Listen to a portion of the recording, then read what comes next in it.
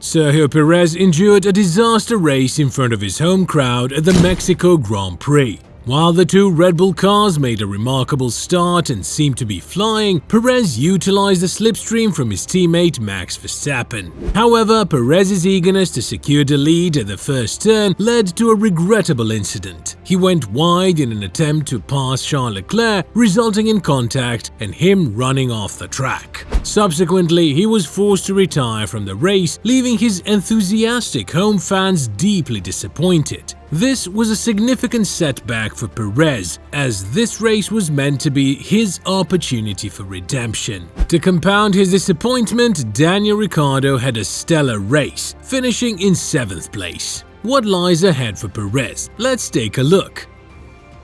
The timing of the Mexican Grand Prix during the same period as the Day of the Dead festival is quite remarkable. While many nations and cultures often have a somber outlook on anything related to death, in Mexico on November 2nd, people come together to remember and celebrate the lives of those who have passed away. During this past weekend, there were moments that felt like an early arrival of the Day of the Dead, as Sergio Perez's challenging season reached a new low. Despite enduring a tough year alongside Max Verstappen, with his confidence diminishing with each race, there was no indication that Perez's popularity had waned in his home country. Instead of turning their backs on him as some did to Valtteri Bottas in 2018 after a winless season, the Mexican fans remained as supportive of Perez as ever.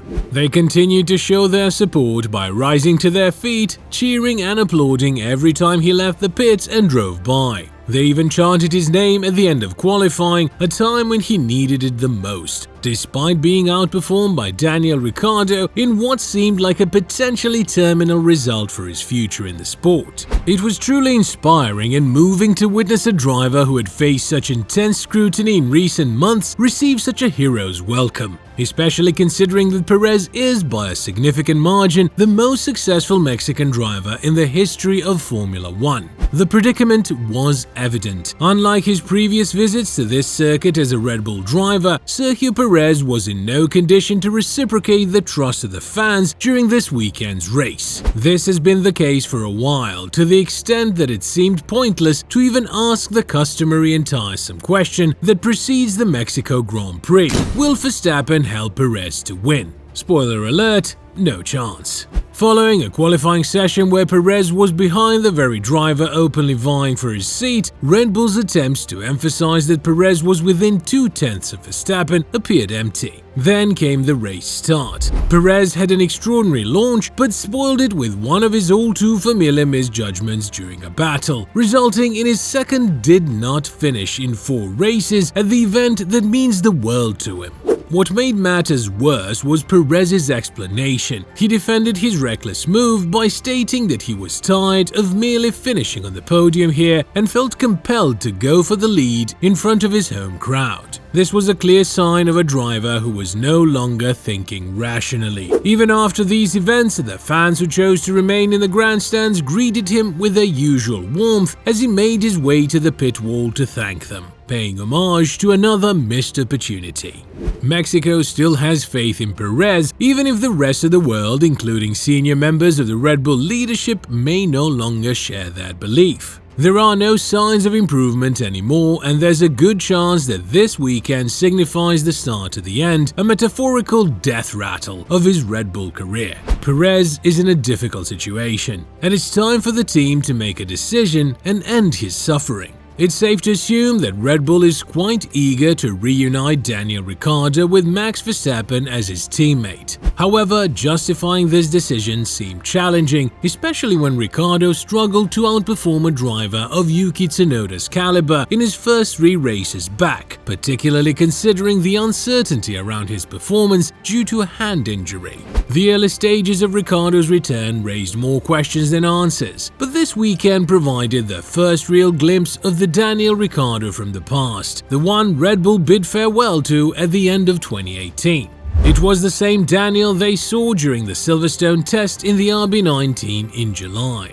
Ricciardo consistently ranked in the top 10 throughout practice sessions, positioning himself impressively between Verstappen and Perez on the grid. This achievement, especially for Perez's home race, where Ricciardo outperformed him in a less competitive car during qualifying, felt like a significant moment in the competition for Red Bull's favor. With Verstappen and Ricciardo reuniting on the second row of the grid and Perez relegated to 5th place, the qualifying results clearly screamed, "Pick me." After a 3-year gap since his time at Renault, Daniel Ricciardo finally found himself in a car that suited him in Mexico. This has further fueled the recent suspicion that he performs best when driving reliable, well-balanced F1 cars with good grip. However, his performance tends to decline when he steps outside of that optimal driving environment. Red Bull has always held a special place for Ricciardo, as demonstrated over the past year. They eagerly brought him back as a reserve driver, provided support for his recovery through simulator sessions, helped him secure a race seat at the earliest opportunity, and remained loyal to him after his injury. Yet, doubts persist regarding whether he's the ideal fit for the team. At 34 years old and having experienced the challenges during his McLaren stint, Ricciardo is now genuinely appreciative of the opportunity to drive a race-winning car once more. In contrast, Sergio Perez, after a couple of early season victories, created unnecessary tension within the team by overestimating his capabilities. Drawing from Ricciardo's previous tenure at Red Bull, it is evident that he would not engage in on-track conflicts with Max Verstappen, especially at the team's home circuit. In contrast, Perez's actions in a rain-affected sprint race in Austria, where he put Verstappen on the grass, are still causing repercussions. Ricciardo appears to tick all the boxes for a Red Bull return, with the only remaining concern being his pace and whether he can effectively coexist with Verstappen. His 4th place grid position, just 2/10ths off pole and finishing within a 10th of Verstappen, as well as pressuring George Russell's Mercedes and ultimately claiming 7th place, all in a modest AlphaTauri, a car that had only secured 5 points finishes all season prior to this weekend, suggests that he can indeed hold his own. While Perez faces challenges, Ricciardo's performance is on the rise. This weekend marked his ascent, and the timing couldn't be better. The temptation for Christian Horner and his team to reinstate Ricciardo in his former seat is growing stronger by the day. Horner also had some huge praise for Ricciardo. Fighting a Mercedes in an AlphaTauri for their best result of the year was a great performance. That's the Daniel we are used to seeing. You couldn't fail to be impressed by Daniel this weekend.